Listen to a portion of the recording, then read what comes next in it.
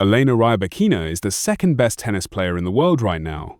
She has won matches at every big tournament this year. Her numbers are impressive across the board. By almost every measure, she is the most reliable and consistent player on the women's tour in 2026. So when she stepped onto the clay courts of Rome to face Alexandra Eala, a player ranked 42nd in the world, most people expected a straightforward win. What actually happened was something far more interesting and far more telling about where women's tennis is heading right now. If you want to understand the real story behind the scoreline, stay with us. And if you are new here and you enjoy deep dives into what is actually happening beneath the surface of professional tennis, hit subscribe. We break down the moments the highlights do not show you, the decisions made off court, the numbers that tell a different story, and the players who are quietly becoming impossible to ignore. Subscribe and turn on notifications so you never miss one. The night before the match, on May 9th, 2026, at around 11 inches the evening Rome time, Rybakina said something that stopped people in their tracks. She admitted openly that her team had done zero preparation for Eala. None. Not a single session focused on what this specific opponent does, how she moves, how she hits, what makes her difficult. For the world number 2, heading into a third-round match at a major WTA 1000 event, that is a remarkable thing to say out loud. But what she said next was even more telling. She explained that now that she knew Eala was left-handed, she was going to find a left-handed practice partner, sit down with her coaching team to talk through the tactics, and be ready to fight for every single point. That sounds like a plan. It also sounds like something you normally do several days in advance, not at 11 o'clock the night before you play. So the next morning, Rybakina and her team were out on Court 7 at the Foro Italico, one of the most beautiful and historic tennis venues in the world, running drills built around left-handed angles. Her practice partner for that session was Lyudmila Samsonova, another professional player brought in specifically to simulate the kind of ball Eala would produce. The diagonal patterns a left-hander creates are different. The ball spins differently, comes at a different angle, pulls you to different parts of the court. It takes time to adjust your eye and your footwork. Rybakina was trying to do all of that in a single morning session. That is the level of problem Alexandra Eala was already creating before a single ball had been hit in the actual match. The match itself started on May 10th. The first set took 51 minutes to finish. That number matters more than the score. Rybakina has one of the most powerful serves in the sport. She came into Rome having hit 204 aces already in 2026. Her first serve percentage sits at 72.7%. She wins over 82% of her service games. Players like that do not spend nearly an hour grinding through a first set against someone ranked 42nd in the world.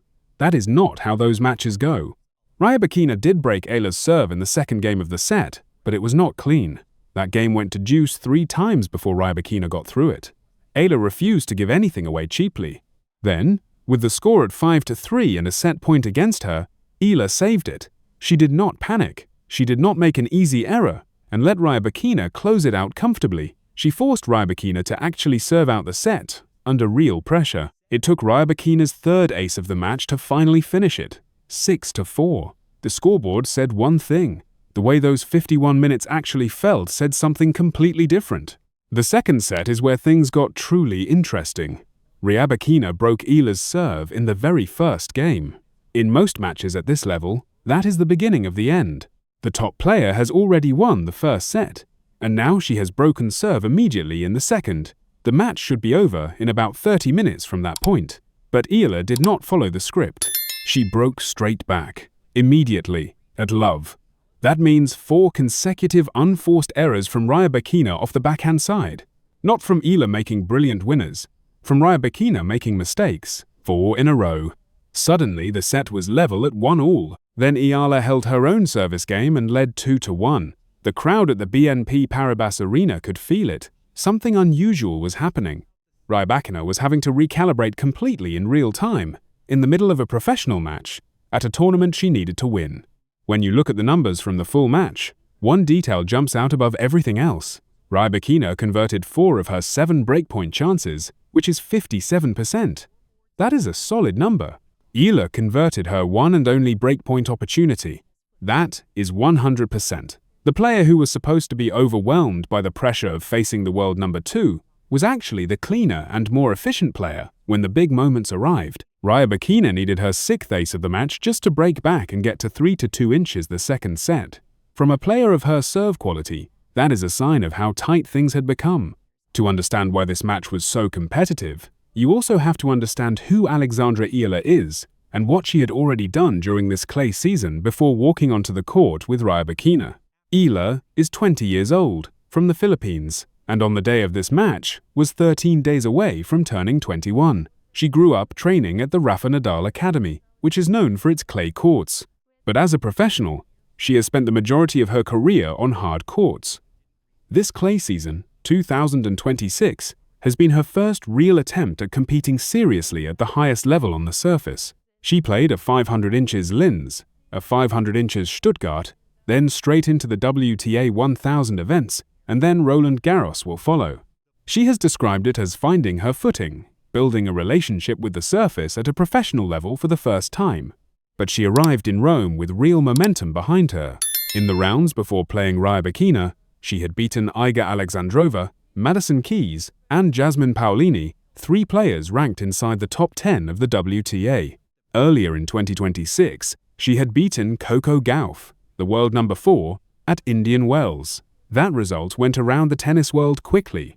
Then 2 rounds before the Rybakina match, she beat Wang Xinyu, the Paris 2024 Olympic silver medalist, 6-4, 6-3. That win was personally meaningful for Eala because Wang had beaten her at the ASB Classic in Auckland earlier in the year.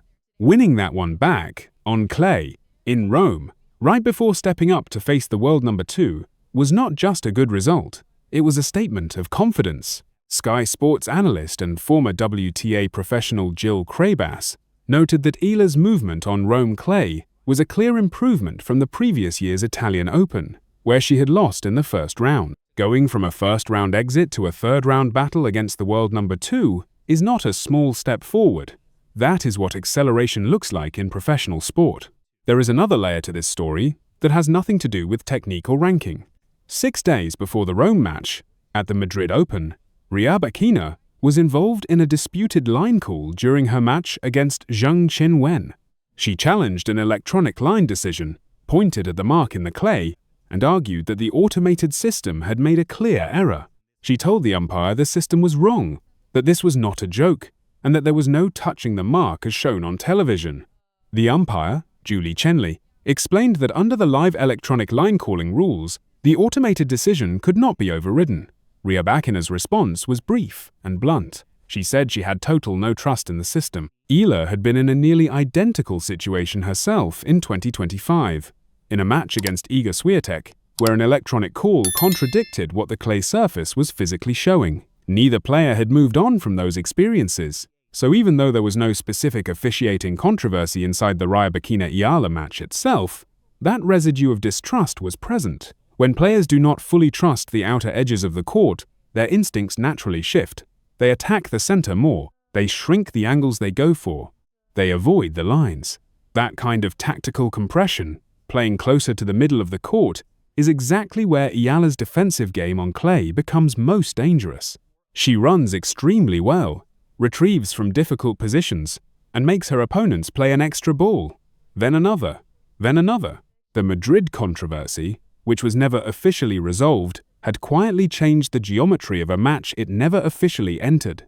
The conditions on the day added another complication. Rome clay in May can be heavy and slow, especially when there is moisture in the air. Eala mentioned after the match that she had to dig deep because the conditions were not ideal for her preferred style. She likes to play fast, rush opponents, and use her movement to create chaos. But on a wet, heavy clay court, the ball sits up more, rallies extend, and the player who can grind through long exchanges often wins the war of attrition. Rybakina said the conditions were among the worst she could have faced for her own game on that particular day. When you put it all together, the emergency left-handed practice the night before, the tight first set, the early second set break lost immediately, the 100% breakpoint conversion from Eala, the electronic line call distrust from Madrid, and the heavy court conditions, the picture becomes very clear. This was not a comfortable match for Rybakina. She won, She is the world number 2. She has the tools, but she needed all of them to get through. For Eala, the match meant something concrete beyond the experience. She walked off the Foro Italico with prize money of around $54,000 and 130 ranking points. Her projected ranking after the result was somewhere around 37th or 38th in the world. More important than those numbers, she left knowing exactly what is required at the very top level, not just in theory but from having lived it for nearly 2 hours against the second best player on the planet. She also withdrew from the WTA 125K event in Parma shortly after Rome, choosing recovery over extra ranking points. The seeding cutoff for the 2026 French Open falls on May 18th. To avoid potentially facing a player like Rybakina before the quarterfinals at Roland Garros, Eala needs to land inside the top 32. Her ranking, sitting just outside that line, depends partly on whether higher-ranked players above her withdraw before the cutoff, including Emma Raducanu, who has been managing an ongoing illness. The story around Eala in Rome was not just about tennis. EJ Obiena, one of the world's elite pole vaulters and one of the Philippines' most celebrated current athletes, was in the stands at the Foro Italico to watch the match. He said afterwards he was in awe of what Eala had done. An Olympic-level athlete traveling to Rome specifically to watch a tennis match tells you something about what Eala represents for her country and about the weight of expectation that follows her now onto every court she walks onto. For Rybakina, the win kept her on course in her pursuit of the world number 1 ranking currently held by Aryna Sabalenka. She is the most consistent player on tour this year by measurable standards, reaching the round of 16 at all. 6 WTA 1000 events in Qatar, Dubai, Indian Wells, Miami, Madrid, and Rome. Her ELO score of 8,555 puts her among the very best active players in the world. She won the Australian Open in 2026. The numbers are exceptional. And yet, the night before a third-round match against the world number 42, her team recognized that what they had prepared was not going to be enough. They needed a specialist practice partner. They needed a specific court. They needed a late-night conversation about tactics and angles. That is not the behavior of a team that was relaxed heading into this match. That is the behavior of a team that understood one mistake against Alexandra Eala would be punished, and punished cleanly. Eala said it herself after the match. She said she thought she had reached a good level of tennis that day, and that she did not think it had been an easy win for Rybakina.